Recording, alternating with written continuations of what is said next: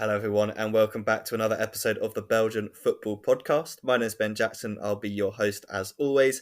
And once again, I'm joined by Scott Coyne. Scott, how are you doing this evening? I'm good, Ben. It's great to be back. Hello, Belgian football lovers. Yeah, absolutely. It was a classic weekend of Belgian football. We had the cycling classics back. We had the clasico. We had the derby between Kortrijk and Zulte Waregem. Plenty of goals, plenty of talking points. Let's quickly go through the results from this weekend, starting with the Zulte Waregem Kortrijk derby. That one finished 3 goals apiece. Crazy, crazy game. Mechelen got a big win, winning away from home, a absolute rarity. They won against Salang 2 goals to 0. The opening Circle Brugge played out a controversial 2-2 draw.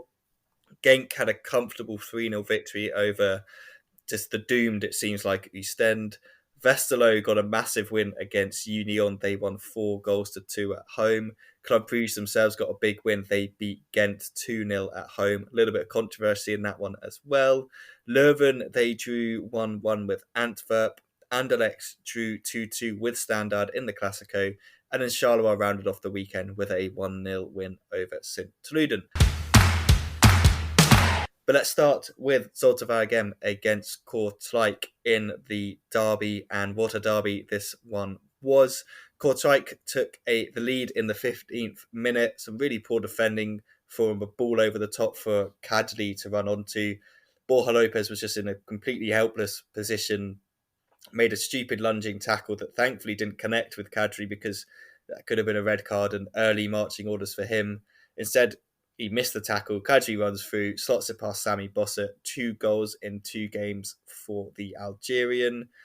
Zulte then did get back into the game about 15 minutes later. A Zino Gano flick on found Alessandro Solani running onto it. He smashed it into the back of the net, and it looked like we were heading to a draw at half time. However, Zulte gave away a free kick, just not on the edge of the box, a little bit outside the edge of the box. Selemani stepped up and scored an absolute screamer. If you haven't seen it, you've got to go and find it because it is a ridiculously, ridiculously good goal. He just hits this free kick perfectly towards the side that Bossett is on, but it's so well placed, and the power and everything about it is just too perfect for the keeper to keep it out. Kortrijk fans going absolutely mental, having just been silenced by the Solani equaliser and a couple of chances Zulte Waregem had. Second half, again, Zulte Waregem actually started the much better side. Alioun and Dor got them back into the game after, again, some really poor defending from Kortrijk, just kind of letting the ball bounce in their own area. Vandenberg and the defence didn't deal with it. Indoor runs on to make it 2 goals all. After that, Zulte Waregem they had plenty of chances. Indoor missed a couple.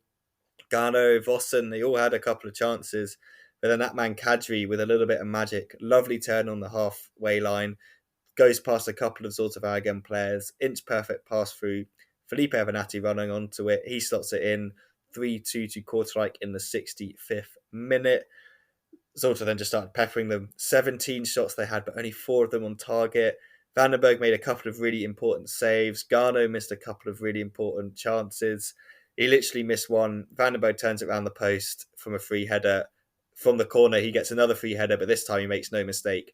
Awful defending from Kortrijk. They just let him run off whoever was meant to be defending him. Really, really bad. He heads it home, finishes 3-3. Plenty of tackles flying around, a couple of yellow cards flying around as well. Not the result Zulte Waregem would have wanted.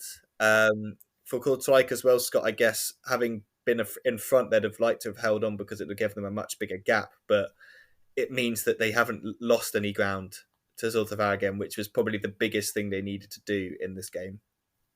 Yeah, it was a really open game, actually. It was pretty entertaining stuff, and I had a feeling going into this it was always going to be about the side that made the least mistakes, and sure enough, both sides made plenty of mistakes.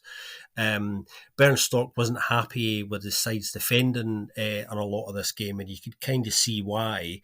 A lot of the basics they didn't really get right. He looked kind of quite frustrated. He was very vocal on the touchline, and he isn't normally as vocal as that, so he wasn't really enjoying what he was seeing.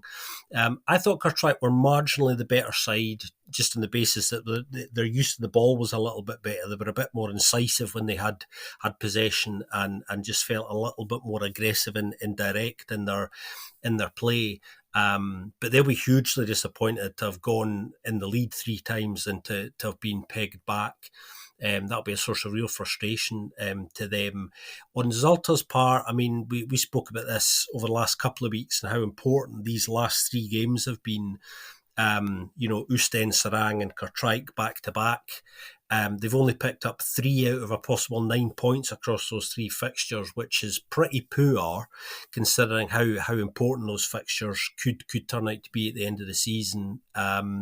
7 games left now. Looking at the remaining fixtures, it's difficult to see where the points are going to be racked up that they really need. They've got Leuven at home, Ghent, Leuven away, Ghent at home, Standard away, Antwerp at home, Charleroi away, potentially a massive game against Eupen away on the 15th of April.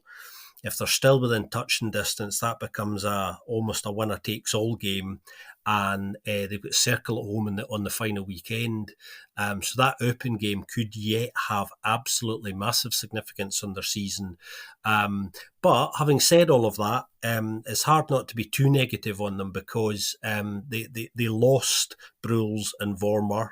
Their midfield wasn't what it's been like over the last few weeks, and they spent a lot of this game, Zalta in truth, kind of trying to get a grip of it, really, knocking the ball around a lot without necessarily having the sort of incision, as I was saying, that kind of Kortrijk did. But probably on the balance of the sheer number of mistakes, again, to come full circle, a draw was probably about the right result.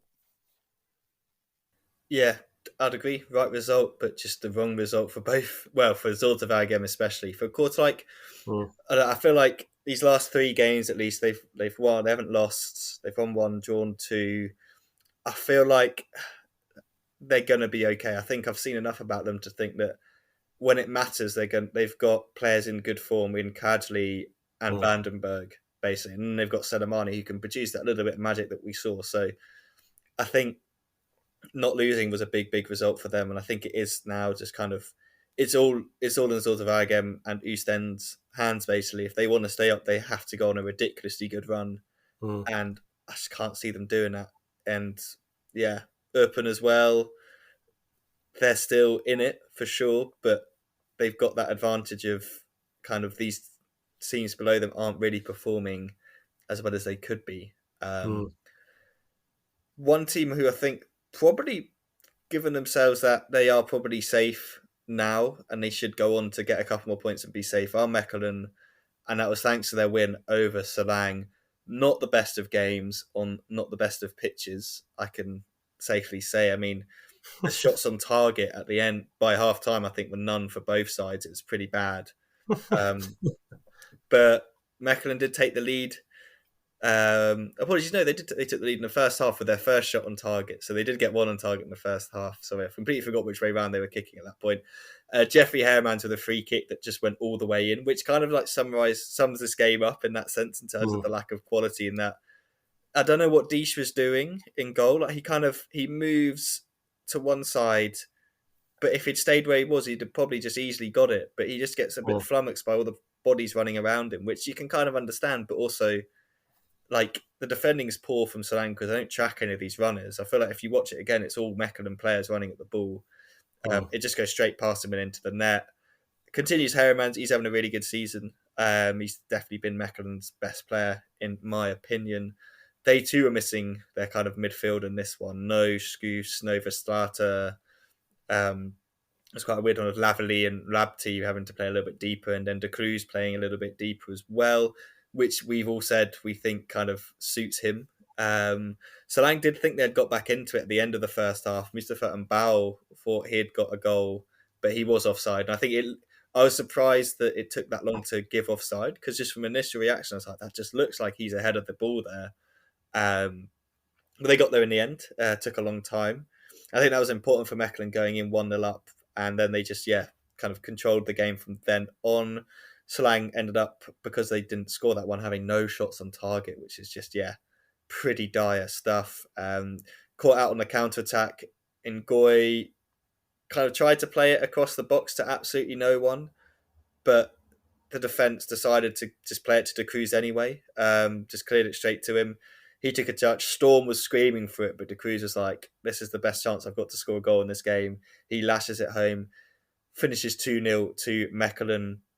Um, it kind of helps them out in that sense of just continues to increase that gap while Zulte and Kortrijk didn't pick up any points. Oostende didn't pick up any points, and Solang didn't pick up any points. So they can kind of look a little bit up because they're now only 3 points behind Leuven, which if you said to them a couple of months ago that's where you'd end up, they'd have probably snapped your hand off for it given the performances they were putting in. So I think this is the result that's probably, touch wood, kept them in the league, and I think they probably will go pick up a couple more points, but I think they've probably got enough already.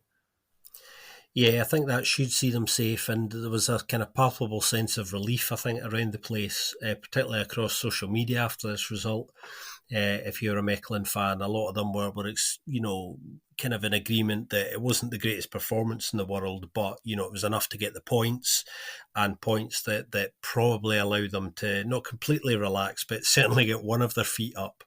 I think another win will absolutely see them safe, but I would feel pretty comfortable about where they are now. And like you say, actually, it's funny because if the form picks up now in the final 7 games, then they could yet push quite hard for a playoff 2 spot. I think it might just be slightly out of reach for them in the end, but they're kind of they're closer to that now than where they were last week. It's funny how things can change in a week. That's actually Mechelen's first away win in the league since early November, believe it or not, which is unbelievable. And that win was the game against Charleroi that never finished. It was abandoned, that they were awarded the 5-0 win for. So you have to go back even further than November for the last win in which they bagged the points on the pitch. So that's the end of a rather miserable streak of away fixtures for them, coming away with a win. So that in itself is kind of quite big for them. I don't know if anybody spotted Kieran Marabti and Jeffrey Harriman's having a great time in full time with the Mechelen fans. They were in with them singing in amongst the crowd at the end of the game. Kieran Marabti had a pair of sunglasses on, which was kind of quite nice. That came out on the club's social media. So that told me that they felt relaxed enough to kind of dive in there and celebrate in a way that's a little bit different to the usual polite congratulations after you pick up 3 points. Yeah, I do love that at the end of a game, seeing the fans and players interact. It shows there's a good feeling going through the camp there, and they must be feeling a little bit more relaxed after that result. Let's go to Open Circle Bruges, which, yeah, I watched this one. Got off to a pretty good start. Circle had a lot of chances, but then Open hit them, kind of sucker punched them. Conan and Dree he was great in this one. Lovely feet on the edge of the box, just burst of pace. No one could really keep up with him, and he gets brought down for a penalty in the 10th minute. Former Circle man Steph Peters steps up, and they showed that little graphic where it was like, how many has he missed this season? And it was all green, obviously. And then there's Miyeki in goal, who's like one of the best at saving penalties this season. So I was like, this is a great little battle within the game. Peters wins the battle, but I think Miyeki does get close to stopping it. Kind of Open then just capitulate a little bit. Charles Van der Hout finds Abu Francis on the edge of the box, and he gets his first goal with some style. And it's just a shame for him that there were 2 better goals this weekend, one in the Pro League, one in the Challenger, because this would have been talked about a lot more. He just drills it low, hard into the bottom corner. Just a fantastic finish. He has no right to do it. He's then involved in the 17th minute when Brandon Bai just flies into him, foot right into the shin ankle area. Stonewall red card. Absolutely no complaints about that one. So Open down to 10 men at that point. All circular really pushing, which means what's going to happen. Open are going to hit them on the break, which is what they do. Lovely play from Gassama, finds Steph Peters. Peters then rides the challenge of Darland. Darland will probably look back and think he should have done a lot better there. Peters then finds an Endry who's storming forward. The penalty-winning player then puts away the second goal for Open. Great finish from Conan and Dree. Him and Steph Peters have kind of carried the load in terms of goal scoring for that side this season. So despite having 10 men, Open are ahead, but then they should have gone down to 9 men. And this is one of the most ridiculous things I've ever seen. Miyeki flies out of the goal to clear the ball. Gassama's running onto it. His foot does kind of slip, but then his other foot just flies straight into the chest of Miyeki. and mm, it is really bad. And I saw it on the replay, and I was like, that's the second red. Like, there's mm, if they hadn't got the first red, I'm sure VAR would have had to say that's a red card. And I just don't understand. But nothing happened. It was the weirdest thing. Miyeki's like flat out, completely out of it, just lying there, like because he's just been basically like had a foot to the chest and crumpled, but nothing happened. It was honestly bizarre. Like I couldn't believe. And now, obviously, after the game, Circle have come out. Miyeki's out for 6 weeks, and they've said like what basically complained about the VAR. Not the only team to do that this week, but this one, yeah, was just it was weird. It was really weird because I can understand why the referee might not have seen it because it was quite like a collision and all that. But that's why VAR's there. Like it needs to tell him, look, this was a really bad, dangerous, reckless tackle. He was completely out of control. It's a red card. I don't care if they've already had one. Like the rules of the game still stand. Doesn't matter how many players you've got sent off already. So I felt like that kind of was at play there. Miyeki did finish the half, and Circler did get back into the game within the half. Obviously, it came from a throw in because that's how they're great at scoring goals.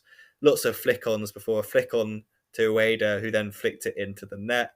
2-2. And at that point, you're thinking into the second half, Circle are going to take this game and they're going to win it. Miyeki has to go off. Varlason comes on. He's now going to have an extended run in this team. But it didn't feel like at times Circle were a man up. It felt quite an even game still because of the way Open were playing.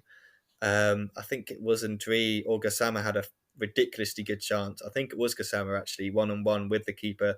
Varlason makes a great save, and I was like, if Gassama scored the winner in this one, that would have really rubbed salt into the wounds, literally, of Circler.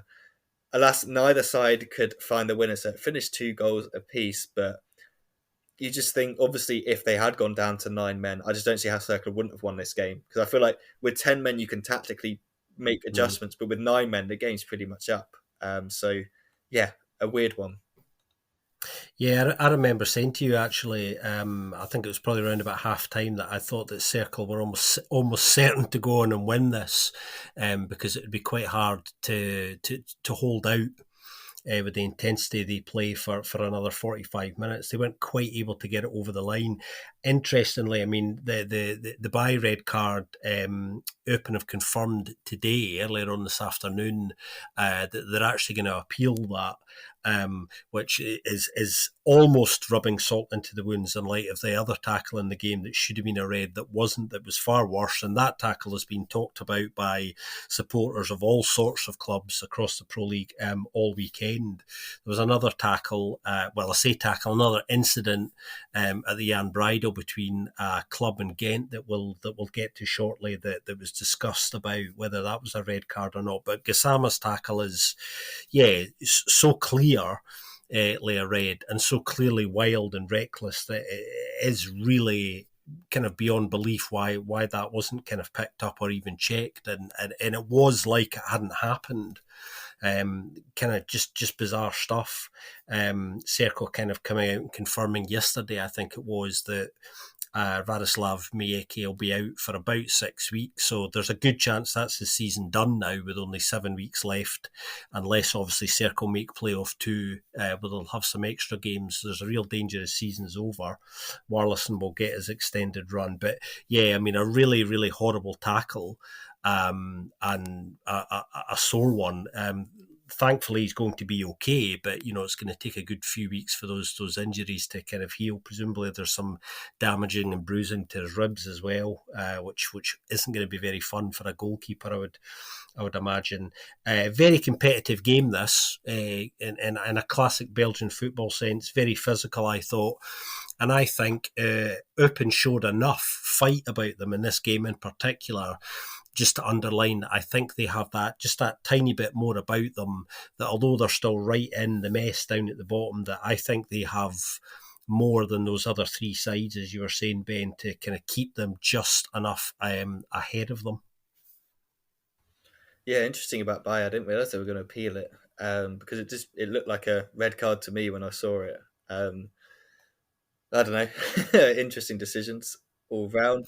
Let's go to Genk and the Sageka Arena then, where Genk hosted Oostend. Genk obviously wanting to get back to winning ways after the draw last time out. And they got off to a great start. Daniel Munoz got his 7th goal of the season, which is ridiculous when you consider he's playing at right back. It came from a corner, ball dropped to him, took it like a seasoned professional striker, did old Munoz. Lovely finish. Unfortunately, they then lost one of their strikers. Tolio Lakadale is going to be out for a couple of games after picking up an injury. However, it meant that Abuana Samata got to come on, and he got his 2nd of the season. Nice Mm. finish from him in the 40th minute. Couple of goals ruled out as well. I think Canis had one ruled out. I think Pencil had one ruled out, and then he did score. I can't quite remember which way round. But then Pencil did get a goal in the 73rd minute. Finished 3-0 to Genk. I mean, Usted did have some chances. They had about 12 shots, 4 on target, but Genk kind of dominated in terms of possession and all that sort of stuff. So, on paper, quite a comfortable win for Genk. For Ostend, I mean, it's one of those ones that like, at any point in the season, they're like, well, we're probably not going to get anything out of this, and even a point is a bonus. But they're in the situation they're in now where it's like, actually, the point is a necessity. Anything else is a terrible result, really. So it's just, it could have given them a little bit of a springboard if they had managed to win. I mean, we're not expecting them to win, but an important game that they just, yeah, they've got a run now. They've got Club on Friday, and then it's Eupen, and Mm. that's the big one. But we've been saying they've had the big ones for a while now for all these sides, and they aren't winning the big ones. So you can't count on those. You have to go into every game now trying to get points. Yeah, I remember us last week talking about the Antwerp game at the Bosel against Eupen, and we described that as a routine home win, and this is this week's routine home win. It kind of felt inevitable, and you know, when I was watching it, I was thinking this is really going to be a case of how many actually. Ostend again, not awful to be honest, but it was one of those performances which they've produced across the season where there were spells in this game where they were actually decent, but didn't manage to get anything to show for that. And yet again, they started quite slowly, I think, which is something they've done in games all season, which will be hugely frustrating. You mentioned Daniel Munoz getting his 7th goal of the season. He's also got 5 assists as well, like as you say, which is incredible for a right back. I mean, you look at his kind of his consistency and then his output figures. He is arguably the top right back in the league, I think. Um, uh, which will delight our Joris. So you know, we've got to big him up because I think he's kind of flying under the radar to a certain extent, particularly you know considering he's got 7 goals now and 5 assists. That's really good for a right back at any level. And as far as Arokadari is concerned, I think the club confirmed that he's actually torn his meniscus, so he's going to need some minor surgery, but that'll probably put him out for at least 2 or 3 weeks. So Ali Samata is almost certainly going to get the run that he was hoping he would get. Because of an enforced injury to Rockadari. But yeah, I mean, I think with obviously Union dropping points this weekend and the Genkies managing to win at home, I think that will settle them down because in recent weeks there have been a few sort of gentle jitters, perhaps we could describe it as that. Yeah, a nice settler for them, for sure. And yeah, Munoz has been exceptional, so he's got to be in our team of the season. Otherwise, they'll probably be rioting. Um, let's go to Westerlo, where they hosted Union, and you just look at the numbers for this one. You think, did Westerlo just pull a 2021-2022 Union on the 2022-2023 Union? They had less possession, but they scored more goals. It's kind of like, Well said, that's yeah. quite a tongue twister. If anyone has any idea what I said, like, well done. Basically, less possession, but they still won the game because they took their chances.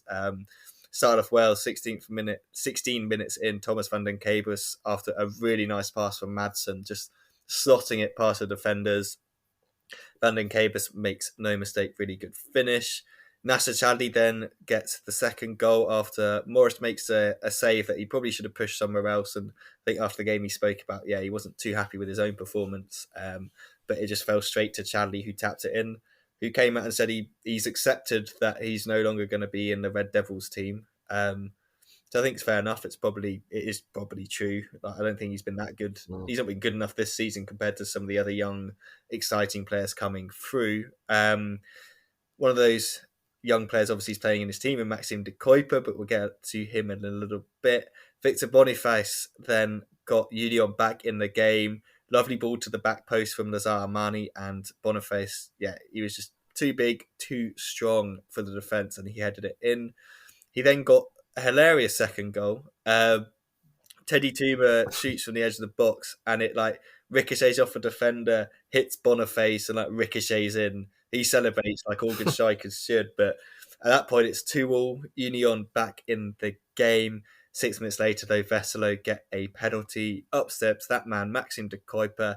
He makes it 3-2 to Westerlo. Union obviously pushing now. They finished the game with something crazy, like 20 shots, 8 on target. But of all the people to give the ball away for the final goal, you just wouldn't expect it to be Teddy Tuma. He gives it away deep in his own half.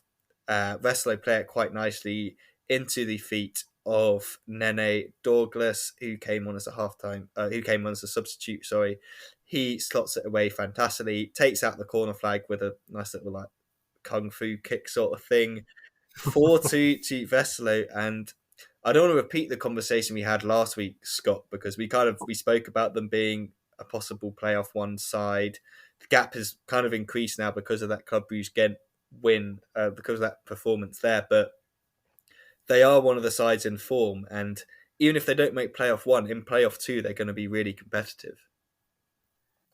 Yeah, I think so. I mean, I don't think that will take the shine off things too much for them because they're still right in the mix. And the way their form has been, I certainly wouldn't count them out yet. The thing about this game is, I remember thinking before it started that there was always going to be goals in it. I was thinking I'll be amazed if this is a 0-0 because both these sides are so good at going forward. Offensively, they're really good to watch. Both these sides. In fact, these teams actually have scored. I had a look at this. They've actually scored 108 goals between them this season, which is unbelievable. That's how good they have been at going forward. The real difference between them ultimately is that Union have quite a significantly better defence than Westerlo. They're slightly less gung ho. The balance is better at Union, but yeah, loads of goals in both these sides.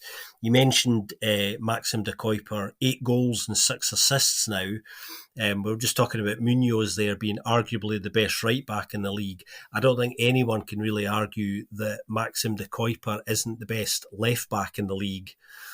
Because again, all of his numbers suggest he is, and he's definitely flying towards being included. I think in our team of the season as well in a few weeks as the left back. It'd be very difficult to nudge him out, I think.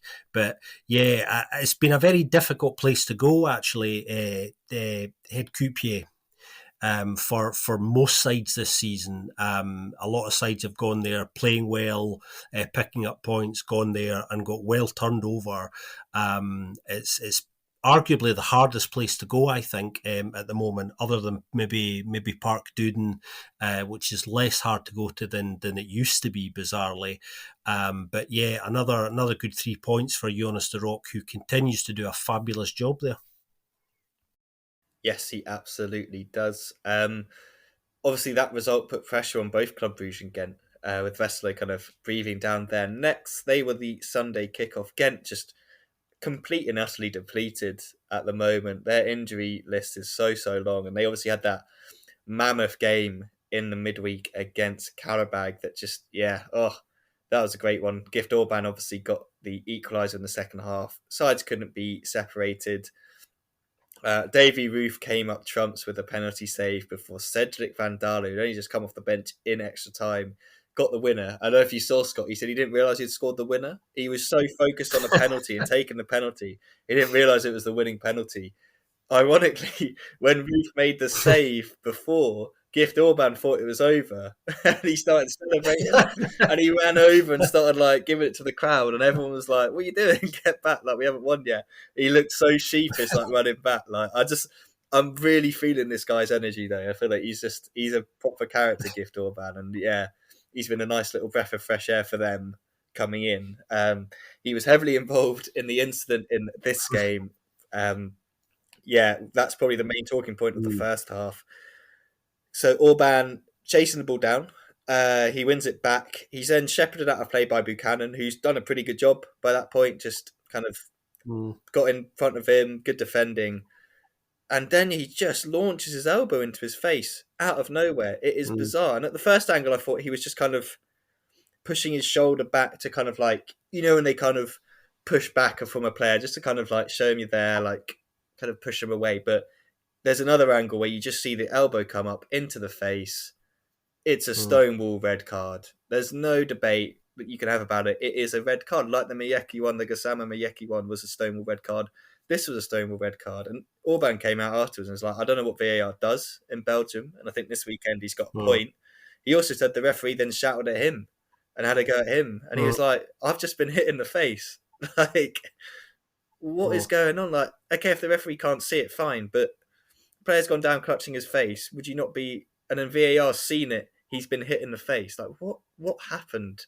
Like, there's mm. so much that's got to come out of this as to what has gone on. And I know so many fans have their conspiracy theories about Club Brugge getting all the calls and stuff like that. And it's like, I don't think that happens, but like, that there's this like weird conspiracy theory going on. So you Mm. can do something about it in this game, because if that happened to club fans, they'd be saying exactly the same thing. This is a stonewall red card, and I'm sure, I haven't seen what they've said, but I'm sure most of them would admit, yeah, this was a red card. It was ridiculous. Which it probably does change the game. Obviously, 10 against 11. We did kind of see with the Open Cercle Bruges game that they evened themselves out, but, well, they were even in the sense, but there'd have been 9, so it'd have been different. But again, with the position they're in terms of injuries, this would have been a boost for them. Doesn't happen, obviously. Caused a lot of controversy. Club second half were great. I thought they played really well. I thought they had the intensity that's been lacking recently. I thought we spoke about it, but Eucla up front makes a difference, and that's got to be the play for the Benfica game. They've got to do that with him up front, because it allows Lang to get isolated onto fullbacks and stuff like that, which is just can be a nightmare for those sort of players. However, it was Bjorn Meyer who got the opening goal. Took until the 73rd minute. Lovely header from him. Definitely crossed the line. Bounced in off the underside of the bar. No one defending him. Was a bit weird, but he doesn't care about that. Nothing doing after that. Chances from both sides. Mignolet made a couple of saves. Nardi with a couple of saves as well. However, Gent then did give away a penalty in the 93rd minute. Up stepped Hans van Aken. 2-0 to Club Brugge. Game over. Huge result for them in the sense of it extends the gap, keeps them in playoff 1 by 4 points. But Scott, that kind of good performance from Club is being overshadowed by that VAR controversy. Yeah, well, Big Hein was none too happy after this and had plenty to say about it, unsurprisingly.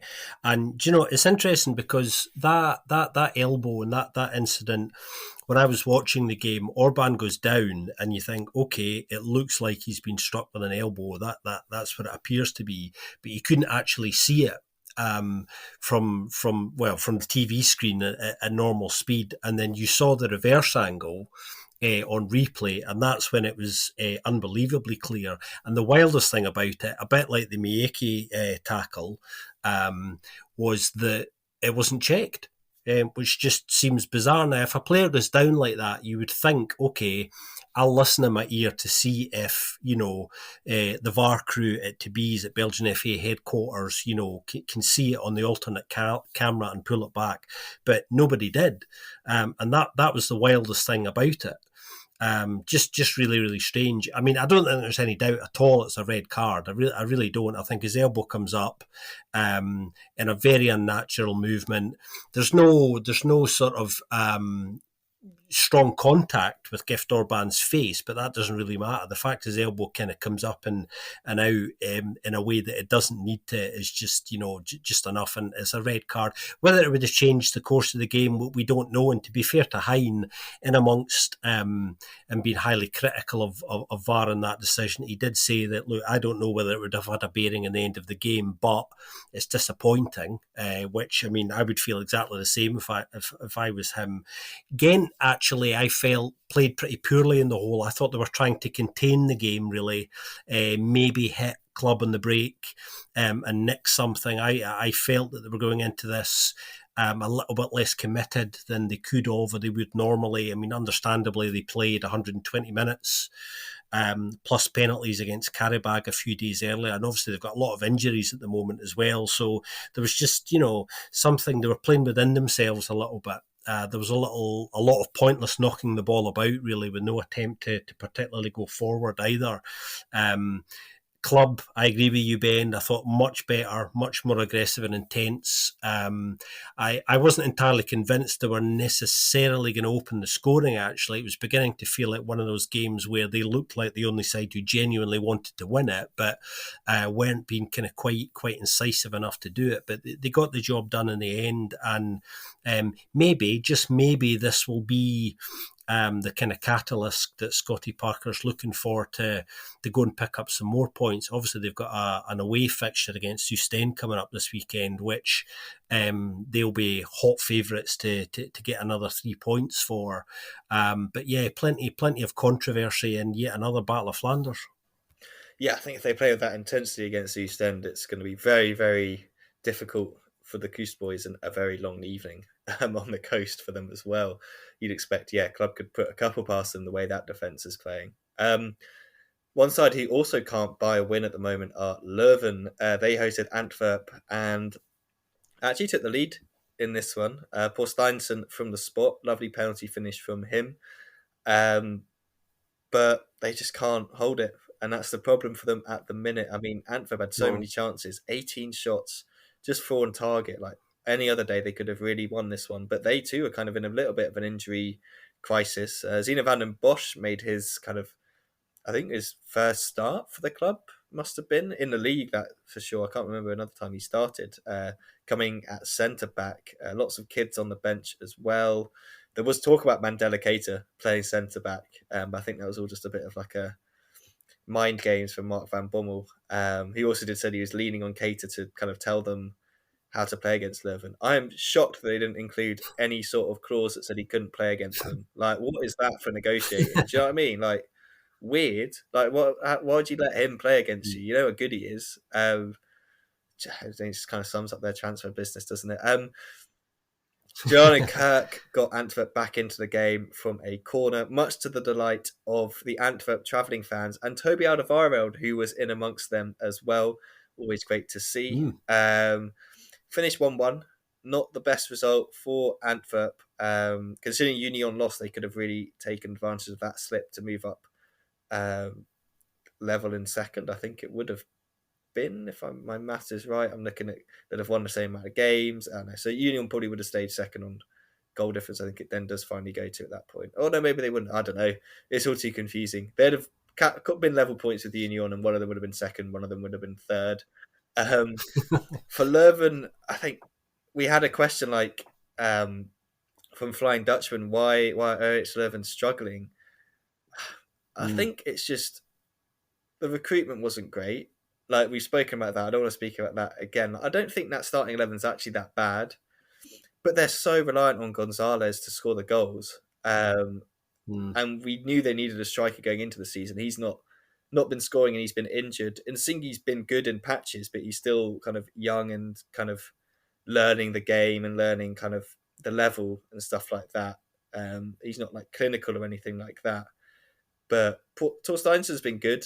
I liked what I've seen from him. But yeah, and if you're like Patrice, obviously he's been great with his 6 assists. But if he's your leading assist maker is a defender, it kind of smacks of like, where's the creativity like coming from the rest of the side? I don't know what's kind of. It's hard to really judge because Beers has said he came out and said that he thinks they've been playing better without winning than they did at the beginning of the season. But I think the problem is we think they're doing badly now because their beginning was so good. But this is actually what we expected from them, isn't it?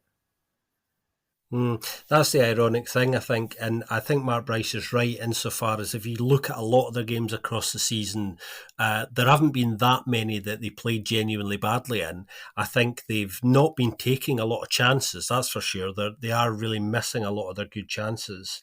I mean, looking at some of the numbers, like, I went and did a little bit digging. And to answer that listener's question, if you think about it, since we've come back from the World Cup break, they've only won 1 in 9, and only picked up 7 out of a possible 27 points, which is just dreadful, absolutely dreadful.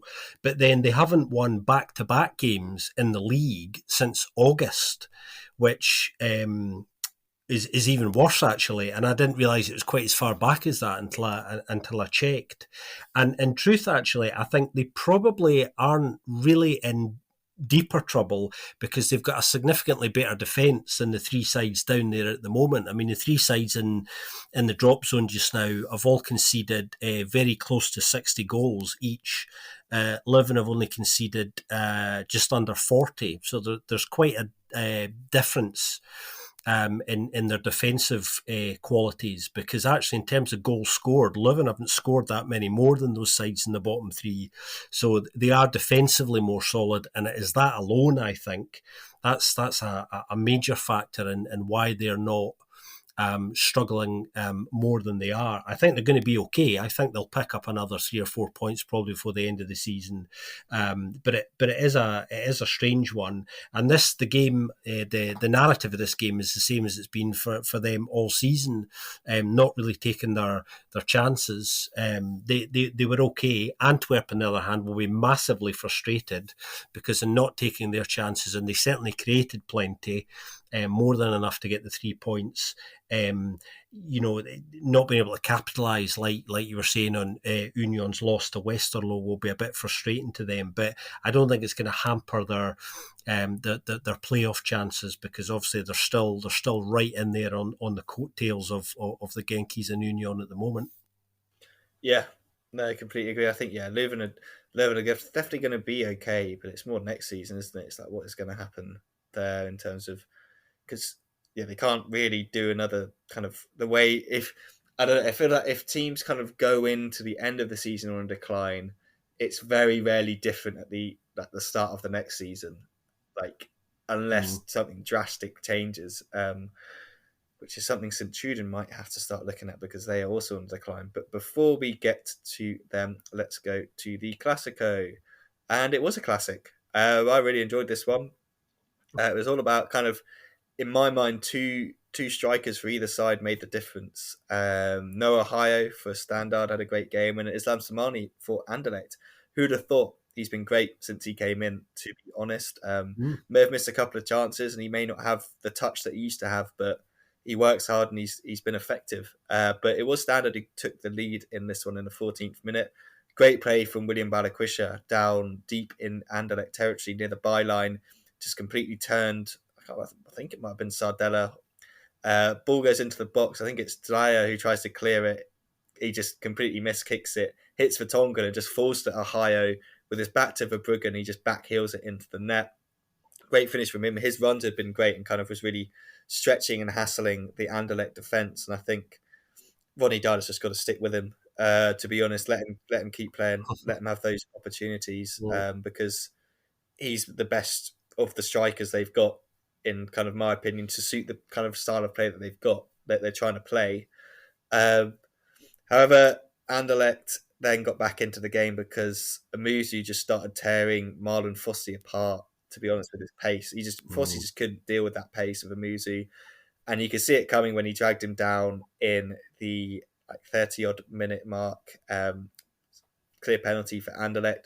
Slimani stepped up, smashed it into the back of the net to make it 1-1, gave it a big celebration. 38 minutes, Amuzu again down the left-hand side. Great play from him. He plays it across. Slimani's there to knee it into the back of the net this time. Great finish, I guess we could say, from Slimani. I mean, he just oozes kind of passion, doesn't he, for the side and for the badge and all that sort of stuff. So, yeah, he was having a great game. Not surprised at half time. Melagodi came off for Standard, just didn't really do anything. Came off, Newbie came on, which I feel like he should have probably started Newbie beforehand and then played Fossey actually at right midfield rather than at right centre back because it just wasn't working. Um, Slimani thought he'd got his hat trick midway through the second half, ball over the top, him running on, great finish, but it was offside. Diawara thought he'd got a goal to make it 3-1 as well, but he was given offside. And then Standard scored. Ball into the box to Ohio. He puts pressure on Sardella. Poor Sardella just tries to clear it, just loops it over Verbruggen into the back of the net. Both sides had a couple of chances in the to end the game, but neither could make the final winner. It's a good game, good energy, I thought, Scott, as well. If you consider that Anderlecht, like Gent, had to go the full distance against Ludogorets, despite being ahead in the game, going late into it, thanks to I thought it was a Slimani goal, but they gave it an own goal. And then Vashon looked like he had won it for Anderlecht against Ludogorets before Rodriguez finished off from a kind of counter attack. But Mr. Vart Verbruggen saved every single penalty in the shootout to win it for Anderlecht. So when you take all that into consideration, they played 120 minutes plus, came here, played pretty well, matched well by Standard. I thought this was a great Clasico. Yeah, it was pretty tasty on the pitch, and as we know, these two don't like each other much, do they? I think we could definitely say that with some clarity, and that goes for the fans of either side as well. Yeah, a really enjoyable game this, and I think we're actually starting to see the signs of what Brian Reimer was talking about a number of weeks ago, looking for a kind of uplift in their performances around sort of 12 to 15 games in. I think that's them unbeaten in 6 in the league now, and actually I thought they looked really quite good going forward. Anderlecht, and they have done for 2 or 3 weeks now, so they're starting to click in an offensive sense, and I think a lot of that is down to the difference that Dreyer's made. Slimani's had an instant impact. I think he's got 4 and 6 now, if you include Europe. So a really, really strong start for a 34-year-old who everybody was going, I don't quite understand this, coming in at the last minute after Rockadari decided to join Genk instead of Anderlecht, which is where he was heading up until the last minute. It looks like that's turned out in Anderlecht's favour, ironically, with Slimani's form. Rockadari's form's actually not been bad for Genk, but obviously he's injured now. So yeah, I mean, some genuinely encouraging signs for Anderlecht. They just need to keep working on the same things that they've been working on. I thought Standard played their part as the opposition. Gave a good account of themselves, definitely.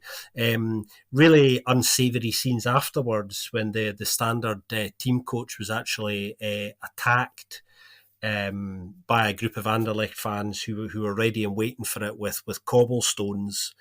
Some damage done to the team bus. You never like to see things like that. It's completely unnecessary. Keep the hatred to the terraces and the stands, everybody. That's where that passion should be exercised, obviously. Thankfully, nobody was hurt, although there was an Anderlecht fan, I think, who sustained an injury during the game as well. Something was thrown, which didn't get as much news coverage as I was expecting as well. But yeah, a really entertaining game this, and it's just a shame that we didn't get a winner, because I had a feeling that there was enough drama ebbing and flowing in this game that there was probably a late winner coming to cause scenes of pandemonium, and unfortunately for all of us, we didn't get it in the end. Yeah, no, it was definitely a good one. It's just frustrating when a good game's overshadowed by something stupid done after the game. It's just like, what are you achieving by lobbing these things at this bus? Like, just let them go. The team's played well. Like, it's been a good, entertaining game. Just like, go home and have a pint. It was a weird. weird weekend from that point of view, because obviously there was a break in at the Anne Bridal in the early hours of Sunday morning as well by a group of Gent fans who sprayed the graffiti that you could see in the centre circle, and I think there was graffiti on the goalposts as well that they'd managed to wash off before the game started. But the graffiti on the centre circle, which clearly indicated the Gent postal code. Um, which was quite funny, I thought, actually. They could have been a lot more offensive than they actually turned out to be. So as graffiti artists go and as Gent fans go, they were quite polite about their graffito. Polite vandalism. That's what we like. Let's go to Charleroi against St. Truden. Just wasn't really looking forward to watching this one because, I don't know, it's not two sides that really play exciting football and score lots of goals. And it ended 1-0, which isn't really that surprising either. Charleroi had more of the chances, though. 17 shots, just 7 on target to St. Truden's 2 on target from 11. There's lots of kind of talk before the game, I think in Belang van Limburg, about like, should he go with Konate and Boyo in the central midfield, or should he keep Reitz in for entertainment purposes and attacking purposes? But Hollerbach went for Boyo and Konate, and it's just that is one of those two kind of things that if you play those two, you are going to be more defensive. But he's decided that he's always going to start Hara now because he wants a tall striker. But Bruno and Hayashi were playing well together, and that's why it just blows my mind that Mm. he's now said he's going to pick between Hayashi and Bruno, and they're playing with Hara. But Hara's he's not as good as Hayashi in my personal opinion. But yeah, Charleroi did eventually get the goal that would win them this game. It came from a bit of poor goalkeeping from Daniel Schmidt, which hasn't been, well, I say poor. So initially he kind of scuffs the ball, but on the kind of, as it rebounds out, he makes a ridiculously good save to deny, I can't remember who it was at that point, but to deny one of the Charleroi players. But then the ball falls to Zorgan, who then puts it in basically. So it's kind of like a weird, he spills it, he makes a ridiculously good save, and then he gets punished for the spill Mm. eventually by the end of it. And yeah, that's how this one finished. Finished 1-0 to Charleroi, much to the relief for their fans. For St. Truden, it's 3 losses on the bounce. Playoff 2, they're still within 2 points, so by no means over, but it just feels like, it's weird, isn't it, Scott? It feels like as they start to get players Mm. back, they're playing worse. Like when he could only play Reitz and Konate or Boya, when he could only play Bruno and Hayashi, they were a lot better. He's even dropped Volker Janssens now, which has been interesting because I thought he's been pretty solid for Mm. Schmetz, which is good because it's good to see a youngster like Schmetz get some game time. But interesting kind of team selection from Hollerbach, but there's nothing you can really do about it because he's going at the end of the season. But they don't want to finish the season poorly because then how are they going to attract players or a manager to come and join the project? So an interesting one. Whereas for Charleroi, I mean, it keeps them kind of, they go above St. Truden and they are also just 2 points off playoff 2. I don't think these sides are going to have enough. I feel like it should be Cercle and Anderlecht look like they're playing better football than kind of Charleroi and St. Truden at the moment. But you can't write off Mm. Felice Mazu and the job he can do. Yeah, well, last week I was saying that I think that Charleroi slow and steady improvements. That's 16 points out of 30 since Mazu came in, which doesn't sound that great, but actually, when you look at it in context of what was going on before in the previous 2 to 3 months, then there's a definite improvement, and I think he's building towards next season really, kind of quietly and effectively. I think that's definitely what's happening there. And they've had the change in form really that they needed since he came in. So I suspect internally at Charleroi just now, I think they're probably quite content with that slow but steady turnaround. St. Truden, I suppose, just have to hope that things aren't completely petering out for them now. When Hollerbach announced what feels like ages ago now that he was going to be leaving at the end of the season. I had this worry that you always have when these things come out early, that a side were just going to tank after that, and actually had the opposite effect. For a while, they were on a really good run when they came back after the World Cup break, and it didn't seem to have any impact at all. I know that Hollerbach recently was saying that the reason Bruno hasn't started some games is because he's not been happy with his work rate, presumably in training. And that's what's led to, a player who was doing very well, actually, being rotated a little bit more as well, which is kind of odd. I think just play players who are playing well. I've never been one. All coaches are different, obviously, but I've always been very open-minded about players who don't necessarily train that hard or intensively during the week. If their performances in actual games, give you a return, then I think there has to be a little bit of leeway there. That's the way I look at these things. But I know coaches, like to see a kind of like-for-like attitude and approach, and equally I can kind of understand that. But it's risky if you're a club in St Truden's situation, you know what I mean, of not starting a player who has been doing, a lot of good stuff for you on the park. You mentioned Adam Zorgan. I thought he had a good game generally, and he is somebody who's attracting increasing interest now from outside Belgium. There are some French clubs and some Premier League clubs in England now tracking him. And I would like to see Charleroi fight quite hard to try and hold on to him in the summer, because he's a good player who's been doing well for them since he came in. But there is a very real possibility that a pretty reasonable and large bid might come in the summer, and that they might decide to let him go. But he's become very important to them, I think. Yeah, I think there's a 1% chance that he's still there at the end of the summer window. He's far too good. As high Yeah, as that. he's just far too good, isn't he? He's just such a quality player. And yeah, there can't be any way. Him and Kadri, I seem like just those two Algerian guys. Like they should be kind of being looked at for sure. Like Zorgan is obviously, but I feel like Kadri, because of his injuries, isn't as much as Zorgan. But those are two guys that have come from the Algerian league that have just, they look quality, and they should be of interest to teams because they've got something special about them. So yeah, let's enjoy what we see from Zorgan for the rest of the season, because I don't think he's going to be here much longer. Let's move to list of questions. We've already done one. We'll do the next one, and then we'll move to the Challenger Pro League as well. Matt J. Ball has given us two. He asked if he's allowed, and of course you are. So his first question is, do you think Club Brugge are at a point where they need to reshape the team? Champion winning teams get like that, where they lose that winning urge. Do you think Club is at that level? Scott, I know you've spoken about this quite a bit, so I'll let you take this one. Because I know you've definitely got some thoughts on it. Yeah, well, I think Matt raises an important point here about, sometimes obviously clubs that win titles and have gone on a good run for a little while, things go a bit stale inside clubs. Players get used to winning and it becomes difficult to continue to motivate them. I think the players are still there. I think the issue for me lies more in a coaching sense. I think the club have made some appointments which haven't really worked out.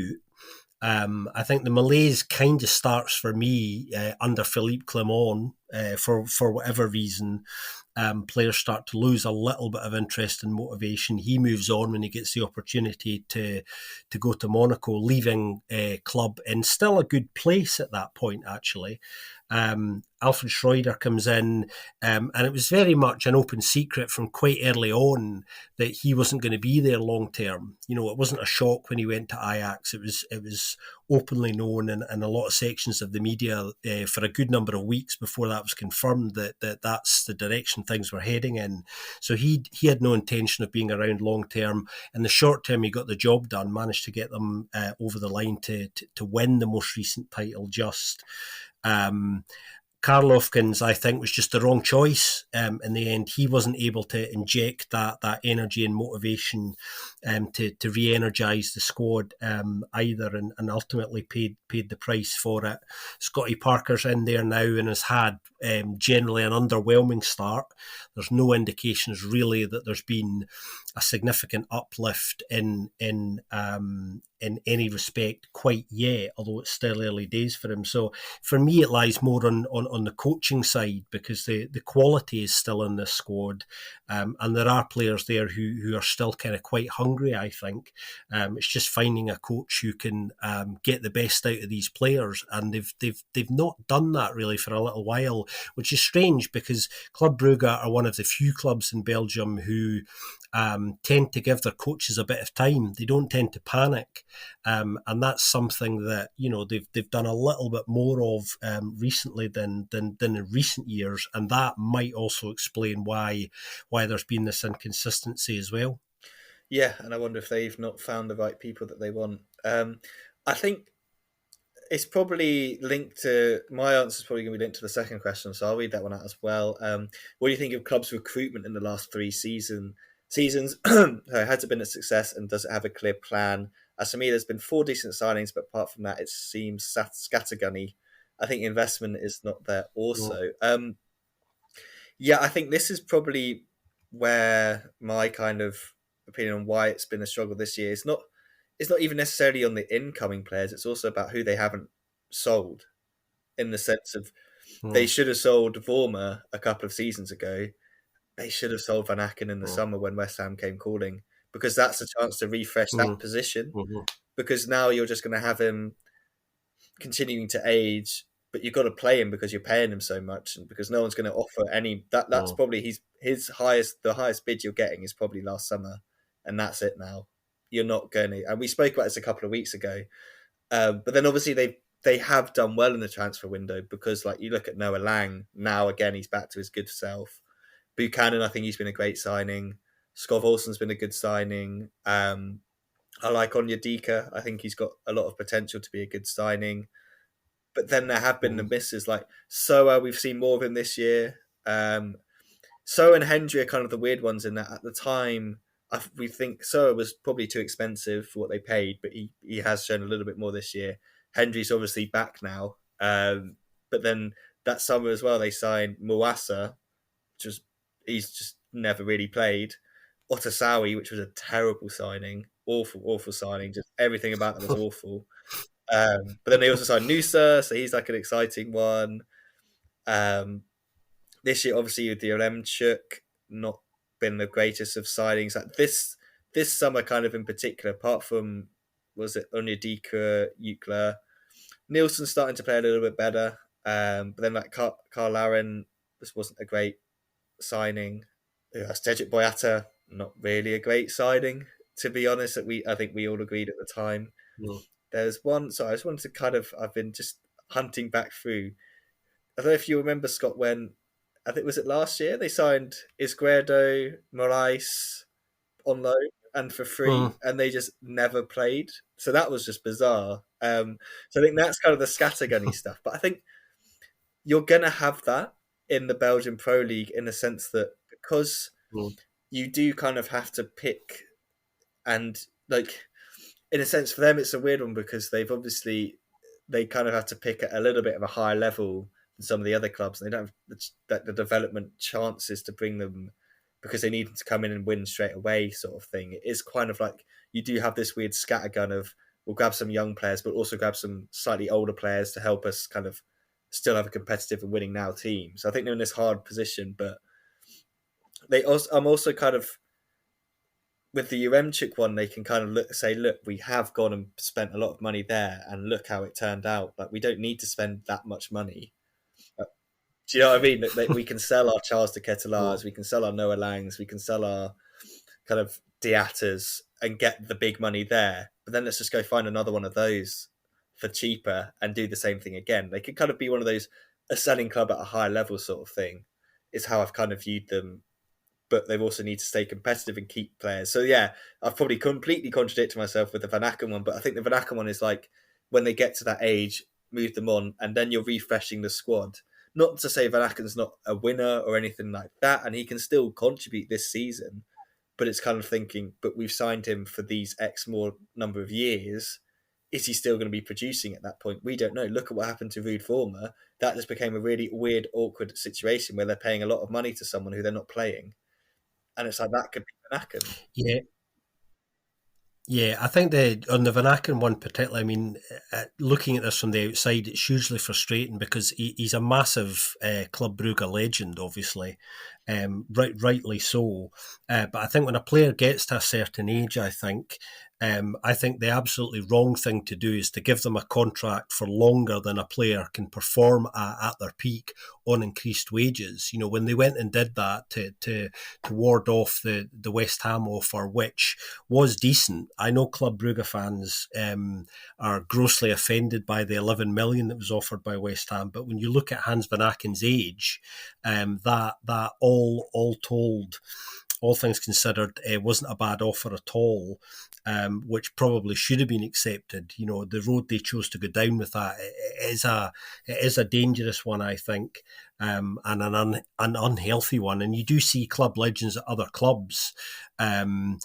Who say, okay, I'd like to see my career out here. Give me a 2-year deal, maybe on slightly reduced terms to get to stay and still contribute. And most clubs in those situations say no. So it was quite unusual for club to turn around and do what they did there, and not particularly smart business, really, generally. Although, to be fair to Hans Van Aken, I think on the pitch for the most part this season, he has been contributing more so than some of the other players in that squad. But yeah, they've been spending, haven't they, Ben? They have been spending a lot of money because they've got more money than anybody else. And as I was saying, I don't think ultimately the players are the problem.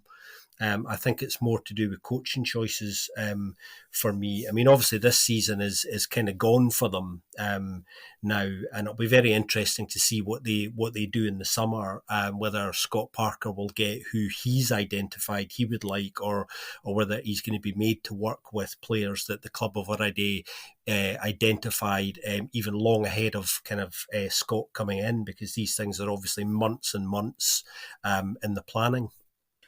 Yeah, no, but it'll be really interesting in the summer. And I think that's the thing. We're not saying Van Aken's bad, sell him. We're saying he's at his peak, like, and it's probably going to start declining.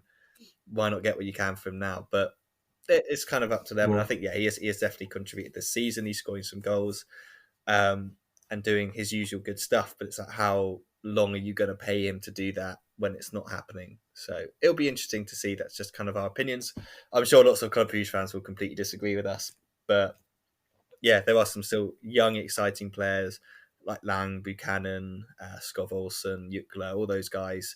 So I still don't think they need to do like a massive reset refresh. I think they can just kind of keep doing what they're doing, but make sure they kind of like if Adoy, like they're starting Adoy over Mata now. So it's like, well, if you don't make Mata now over a 34-year-old Adoy, sell Mata in the summer. Do you know Mm. what I mean? Like if that's where Mm. the direction you want to go, because Adoy can probably do it because he's quite a fit guy. He can probably do it again next season. So it's like, we don't need Mata then. Go get Mm. another right back or something like that. So that's what I think they need to be wise. It's like, yep, say thanks, Clinton. You've done everything you can for us. I still think he's great and I still would play him over Adoy, but Scotty Parker loves Adoy. Like, he's one of his favourite players. So he's going to play Adoy.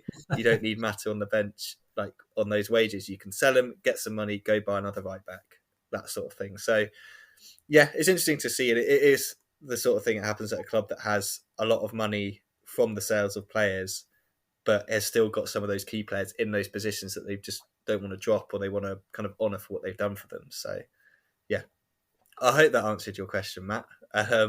Fingers crossed. Let's go to the second tier because we are now into the playoffs, Scott, and yeah, Mm. pretty good action. A couple of ridiculous goals as well. Yeah, it's a pretty exciting and opening weekend of the playoffs in the Challenger Pro League. What's been happening? Well, in playoff two, which is the relegation playoff, Dender's new T1, Timmy Simons. Remember him, everybody? Timmy Simons, that not too long ago was at Zulte. His new side Dender managed to get a 2-1 win against Jose Junchomp's Verton now. Another coach who up until recently was also in the Pro League. SL16 managed to beat Lommel 1-0 at Slesen, and Denza lost 3-1 at home to Young Genk. So Verton remain bottom, fighting very much for their lives, and are starting to kind of get cut adrift a little bit now. Things starting to look kind of pretty bleak for them. In playoff one, Club Next put in a very impressive performance to win 3-0 at home against Beveren. Promotion chasing Beveren. That game had what I think, for me anyway, was my goal of the weekend, Romeo Vermant's goal, which was an absolute banger, I think. We shared it across our social media. If you haven't seen it, scroll back a little bit in our timeline, you'll find it. Ball comes in from the corner, and Vermant, with an acrobatic overhead kick, manages to score an absolute banger, as I was saying. And what makes it even more impressive is he's actually heading away from goal when he makes contact, and he's almost on the edge of the 18-yard line. So it's a good bit out to be so unsighted as well. Really, really good goal. Elsewhere in playoff one, Beerschot played out a 0-0 draw against Anderlecht under-23s, and Molenbeek won 3-1 at home in Brussels against Lierse, which means that Molenbeek now go 6 points clear at the top. And Beveren fans, because of that loss and Molenbeek's win, really were not very happy at all this weekend. It was interesting to see coach Wim de Decker coming out to address some of them after the game. And I think it'd be fair to say, Ben, there's a degree of panic now starting to break out in amongst some Beveren fans about that 6 point gap, particularly in light of the fact that this coming weekend, Beveren play Molenbeek at home, and what is now an absolutely massive game because of that gap.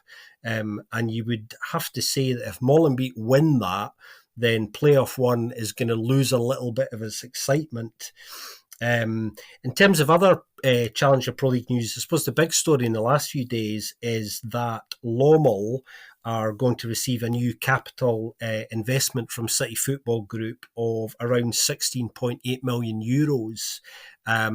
And a lot of that is to help cover some of their losses as well. But that's the kind of big individual club story in the last few days as well. So there's been plenty happening, and I would tell everybody and urge them to go and have a look, if you can, at Beveren against Molenbeek this weekend, because it's definitely one of the big games coming up across Belgian football this coming weekend. Yeah, it's not often anyone uses the term promotion 6-pointer. It's usually relegation 6-pointer, but this is a promotion 6-pointer in that sense. But I feel like what kind of Beveren fans should maybe think is, well, if Club Next can do that to us, they could probably do it to Molenbeek as well. Like Club Next and Anderlecht Futures, even Beerschot now probably out of it, so they're playing spoiler role.